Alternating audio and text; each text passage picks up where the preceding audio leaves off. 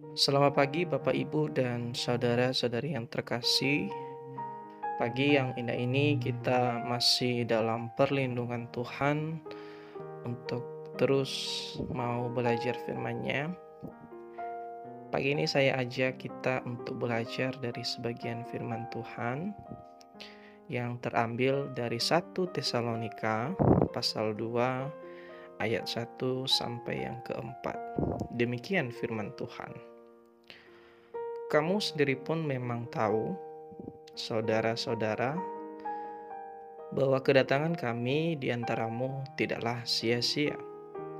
Tetapi sungguh pun kami sebelumnya seperti kamu tahu, telah dianiaya dan dihina di Filipi. Namun dengan pertolongan Allah kita, kami beroleh keberanian untuk memberitakan Injil Allah kepada kamu dalam perjuangan yang berat. Sebab nasihat kami tidak lahir dari kesesatan atau dari maksud yang tidak murni dan juga tidak disertai tipu daya. Sebaliknya, karena Allah telah menganggap kami layak untuk mempercayakan Injil kepada kami, karena itulah kami berbicara, bukan untuk menyukakan manusia, melainkan untuk menyukakan Allah yang menguji hati kami. Bapak, Ibu, dan saudara-saudara yang terkasih, Paulus dalam suratnya menyampaikan akan kedatangan Yesus yang kedua kali, serta mengingatkan mereka untuk terus tetap setia dalam iman mereka kepada Kristus, serta meneguhkan iman mereka. Nah, dalam jemaat di Tesalonika, Paulus senang ada minat dari orang-orang yang bukan Yahudi yang ingin belajar tentang Kristen. Namun usaha itu mau digagalkan oleh orang-orang non-Yahudi yang lain yang tidak senang dengan Paulus. Paulus juga menceritakan dirinya saat di jemaat Filipi, dan dia tetap tekun dan memberitakan Injil walaupun dalam penderitaan, walaupun dalam kesusahan, ada tantangan yang dia hadapi. Tetapi itu semua tidak menghambat dirinya untuk memberitakan Injil. Untuk itu tema kita pada pagi hari ini adalah berdampak di saat genting.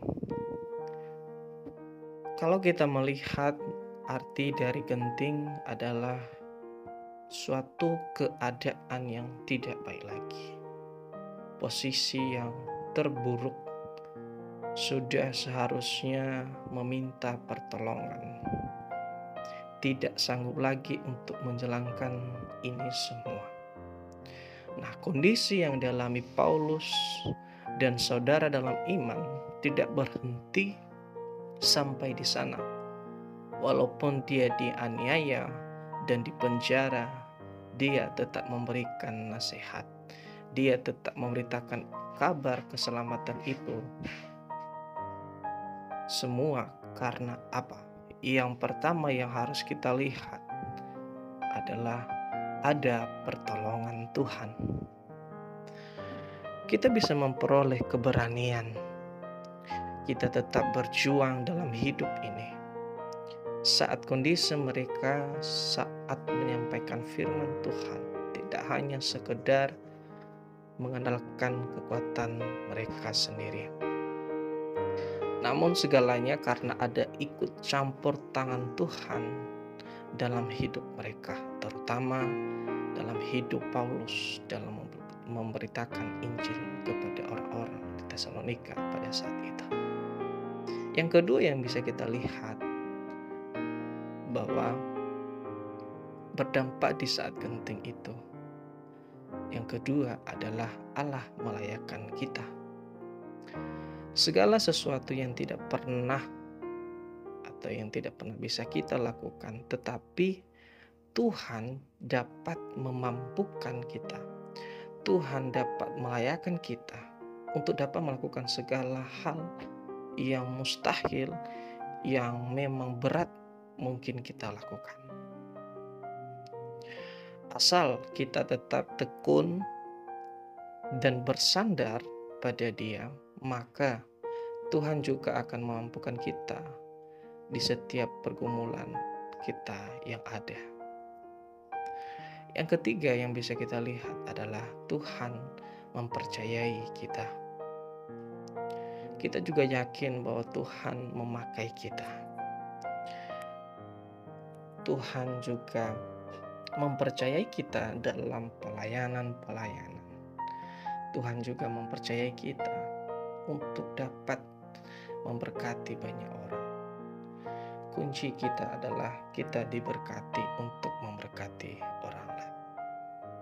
Untuk itu Bapak, Ibu, dan saudara-saudari yang terkasih, di masa-masa seperti ini juga kita diajarkan untuk tetap mengabarkan Injil. Dengan segala sesuatu apa yang kita miliki, kita bisa berbagi kepada orang lain sehingga mereka juga bisa merasakan sendiri Injil itu di dalam diri kita sendiri. Kita bisa menjadi dampak bagi mereka walaupun kondisi COVID sampai saat ini masih belum selesai. Tetapi dimanapun kita berada, lingkungan kita berada, kita harus berdampak bagi mereka. Kita harus menjadi garam dan terang bagi mereka. Kita harus menolong mereka. Jika mereka dalam kesusahan, kita seharusnya menjadi penolong bagi mereka. Demikian firman Tuhan pada pagi hari ini. Tuhan Yesus memberkati.